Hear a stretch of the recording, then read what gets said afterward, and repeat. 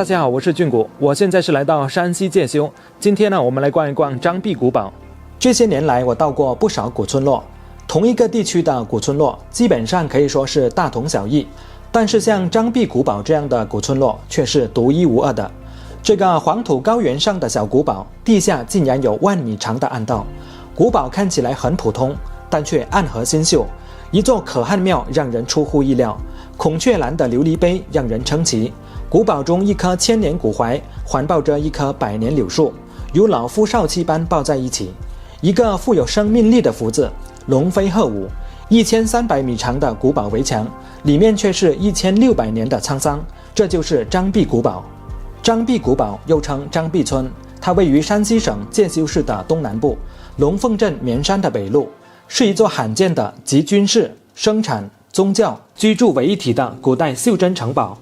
古堡大概形成于北朝16国时期，历经1000多年的风霜雪雨，张壁古堡先后经历了务壁、军镇、设防性村落3个阶段，逐步形成了以地上民堡、地下暗道为主要结构的5级军事防御体系，被称作地上地下双城子。宝苑庙园博物馆是著名古代军事要塞确属谷的重要堡垒之一。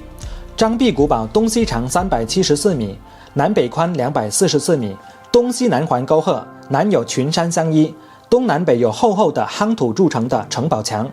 这里就是古堡的南大门啊，你看，在这个大门的上方呢是有一个龙头啊，然后在大门的外面呢是有9列由条石铺砌而成的一条路，这个就是代表着龙须。在古堡大门的正前方啊，还有一座关帝庙，上面呢是写着大勇夫子。关羽是生于东汉年间，河东解县人。河东解县呢，就是现在的山西运城了。有龙头有龙须，自然就有龙身了。你看这条长约300米、贯通南北的街道啊，就是龙身了。清朝的时候，堡内居住的人们为了兴旺文运和协调风水，于是又将石板街道换成了3列平行的红色长石条，代表龙脊。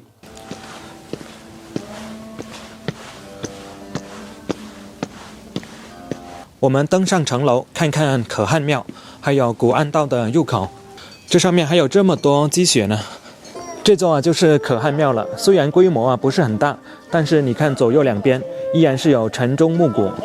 这座可汗庙啊，始建的年代呢已经不详了，但是碑文中啊有记载是明天启6年重建，也就是公元1626年。重建时钟梁上有写着元佑元年，也就是公元1314年。所以这座可汗庙啊是整个古堡当中呢最早的一座古庙了。那么这位可汗啊究竟是谁呢？比较公认的就是隋末的刘武周。因为建造这个古堡的人呢是生活在隋朝末年，是当地的一个军阀头子了，相当于是一个土皇帝嘛。当年呢还跟李世民对着干。在可汗庙的正前方啊还有一个古戏台，这个古戏台啊是始建于元代，是古堡现存3座戏台当中啊最早的一座。这个戏台主要是用来演出介休的地方戏种干调秧歌。这里有一个古暗道的展览哦，我们来看一下啊。你看这里呢是有1、2、3层，非常像是蚂蚁窝啊。这个古暗道呢就在我们的脚下，大家能够想象吗？这个古暗道啊竟然长达10000米。当然现在被清理出来可以供游客游览的区域啊，大概就是只有1000米。这里就是古军事地道的入口，我们沿着这个阶梯啊下去。这里面非常暗啊，只是有一些微弱的灯光。你看这里呢就是属于游客止步的区域了，还没有被开发出来啊。这条地下暗道可屯兵万人，不仅建造有粮仓、马厩、伏击坑、瞭望孔、淹水道，还有排水道口、逃跑出口等等。这个古暗道啊相当于是一个迷宫一样了。这里呢还是一个马槽。如果说这里啊没有一个说明的话呢，还真的不知道这个房间呢是用来干嘛的。当然你看这上方还加了一些横梁，木头的横梁，是用来加固的。这个古暗道呢不是很高啊，高度大概在1.8米到1.9米左右吧。有些地方啊还是相对比较矮，可能要低着头过。然后它的宽度呢大概就是1米到1.2米左右吧，也不是特别宽，但是大多数人啊还是可以直立行走。现在我要沿着这个古暗道啊，到另外一边的出口，全程啊有1000多米呢。到了这里啊，就有一个分岔。哇，这里好暗啊，完全看不到。为什么在这个地方啊可以修筑这样的古暗道呢？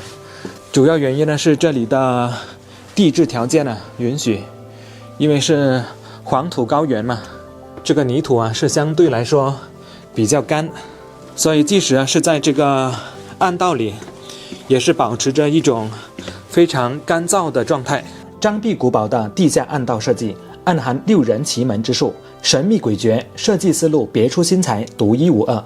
地下暗道匍匐在整个古堡的下面，总体呈 S 型3层立体网状结构，上下互通多变，分布在3至20米的地下世界。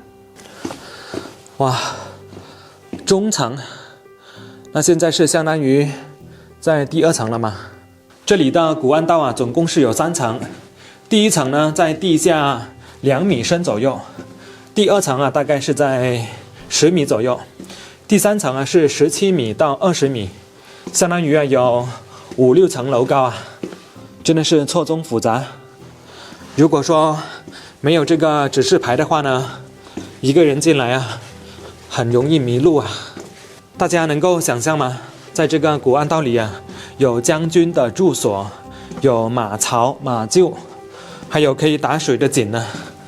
在这里面呢，竟然还有一个俘虏室，是用来关囚犯的。看一下另外一边，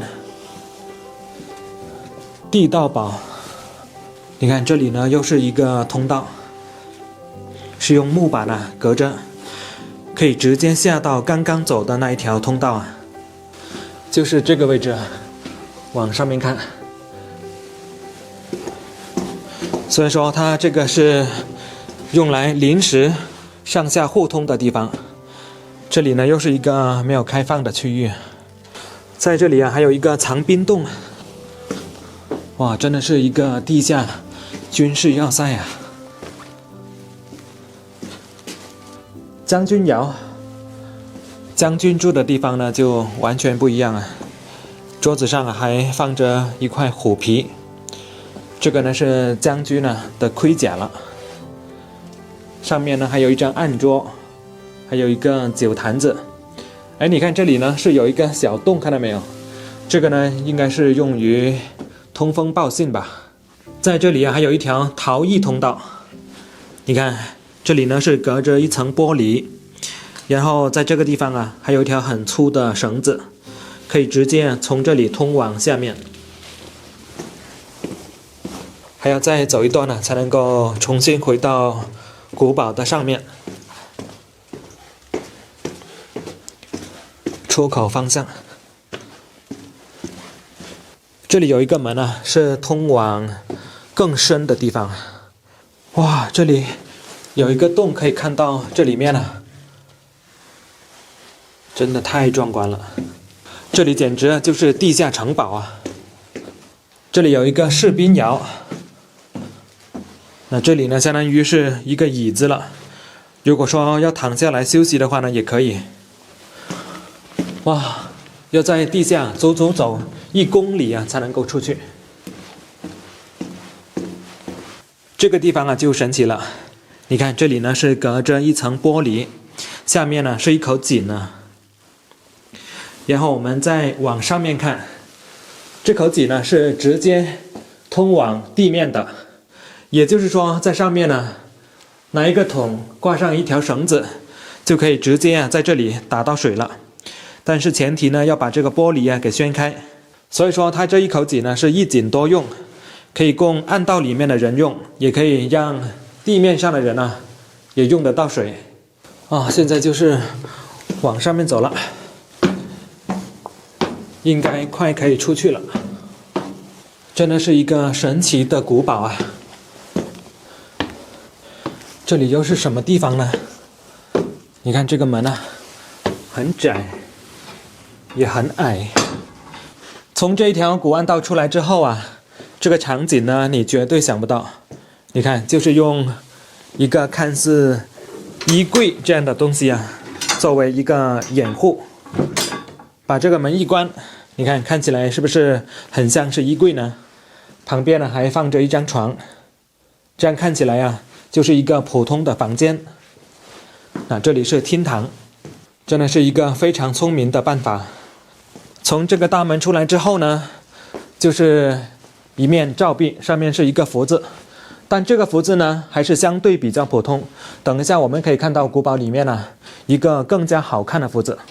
就刚刚我们出来的那一座房子啊，还是拍过《爸爸去哪》刘畊宏的家。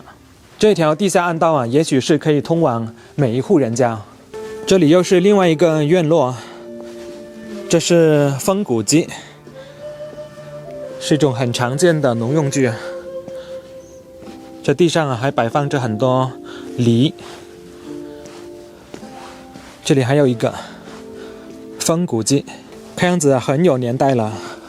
这上面呢还有很多柳钉，这个就是我说的另外一个福字了。你看，是不是一个被写活了的福字呢？因为活着啊才是福的前提。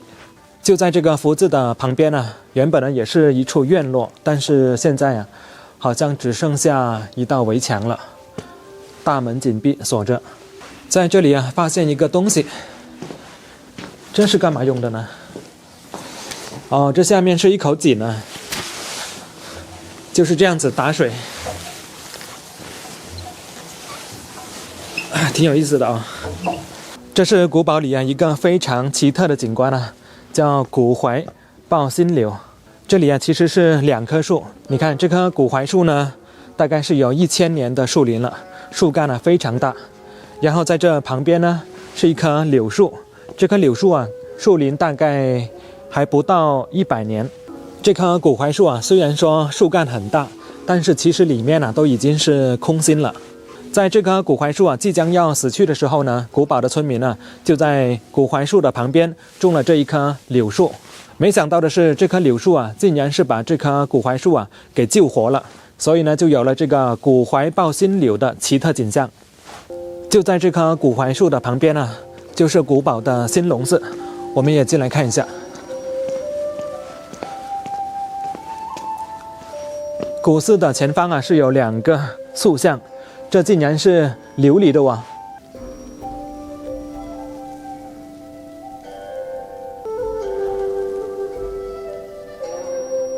进来之后呢，这个就是4大天王的塑像了。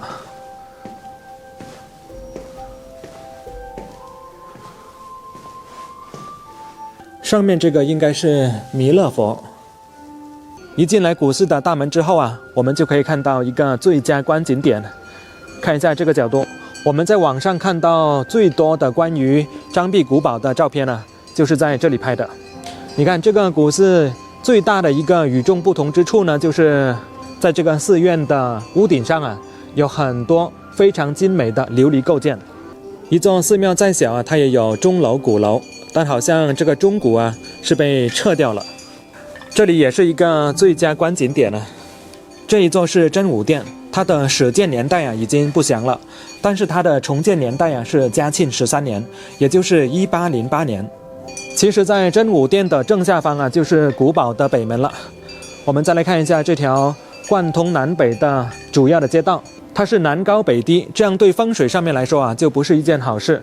所以呢他们在修建这座真武庙的时候呢，是刻意的把这个建筑啊修得高一点，比起南面的那个建筑呢要高50厘米，这样子的话呢就能够起到很好的风水的缓解的作用。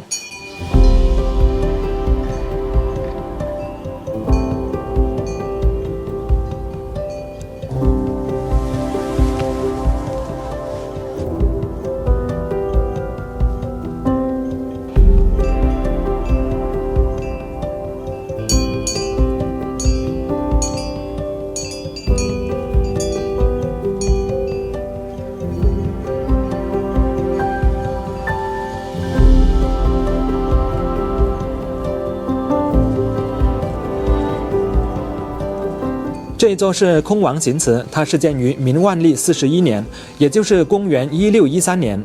据万历33年碑文记载啊，张壁村在建空王行祠之前啊，就已经有空王寺了，但具体是建于何时，已经无法考证了。这位空王佛啊，俗家名是叫做田志超，法名慧超，民间呢称其为田善友。他最后是在绵山化作成真。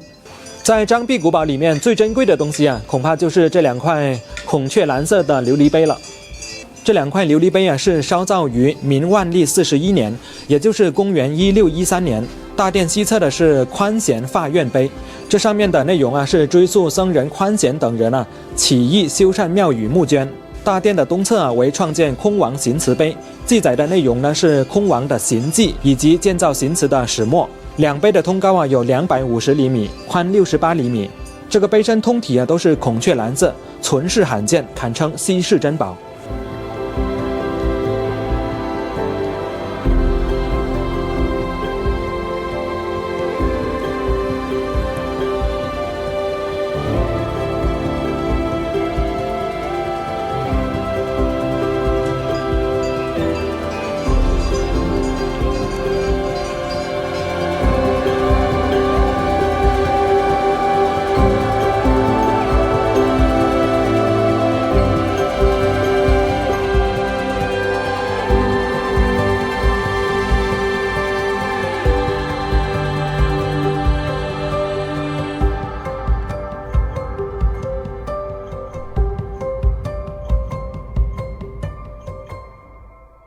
张壁古堡虽然只有12000平方米，但堡内地上城池古堡，地下万米暗道，特色鲜明，是中国唯一具有军事、民用双重用途的城堡遗址。古堡由于临沟的地势和空间的限制，使得堡内生活相对封闭，庙宇建筑自成体系。张壁古堡这个名字来源于28新秀中的张绣和毕绣。古堡整体的建造是按照中国古代传统星象和堪舆的理念来建设的。地上阴阳五行，地下6人奇门，目前已发现30多处建筑与星座相对应。整座古堡只建有南北2个堡门，其中北堡门为砖砌。为了提高防御能力，在堡门的外面又建造了一座瓮城，瓮城的上面还建造了多座宗教建筑。瓮城的城门开设在正东偏北面，和北堡门形成2道门墙。将北堡门和瓮城门错开建设，既寓有风水不外流的意思，又遵循了古代军事防御的原则，而且还让瓮城的城门面向了800米以外的山丘和7棵槐树。传说山丘代表着照壁，7棵槐树代表着北斗七星。原来在真武殿的后方啊，还是一个大院子。再来看一下啊，在后院这里啊，有好多琉璃狮子呢，是不是非常的可爱？这边呢还有一头蓝色的狮子啊。不过相信这些呢应该是现代的作品了。在这一面墙上啊，还有一个巨大的福字，是由这些琉璃砖啊拼成的。每一块砖上啊都有双手合一的这样一个图案啊。在这个后院中啊，也是有一个古戏台。相信后面这座2层的建筑啊就是二郎庙了，但是呢却没有开门。其实在古堡北门的周边呢，也是有好几个类似城门这样的建筑啊。你看这里呢是一个，走到这边呢也是一个城门，另外一边呢还有一个城门，简直就是四通八达。这个小池塘啊变成了一整块冰了。在这里啊还有一处古民居啊，叫詹林院，是乾隆年间的一处四合院啊，但是呢却没有开放，大门紧闭，非常可惜啊。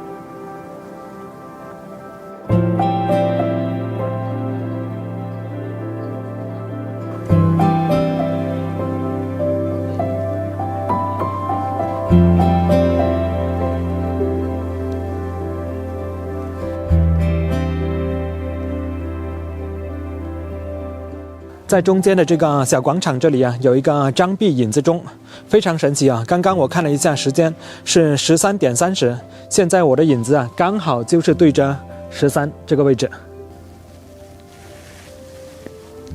这里有一个古代军事用车的展览，这是古代的刀车。你看这个车呢是有刀片的吧？这边呢还有扔石头的车，这个就相当可怕了，上面有很多钉子，这里还有很多塑像呢。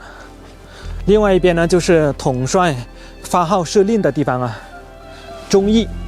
现在我们到《爸爸去哪儿》的拍摄基地来看一下，我们还可以看到陈小春住的那间房间呢，就是这间房子哦，陈小春住过的。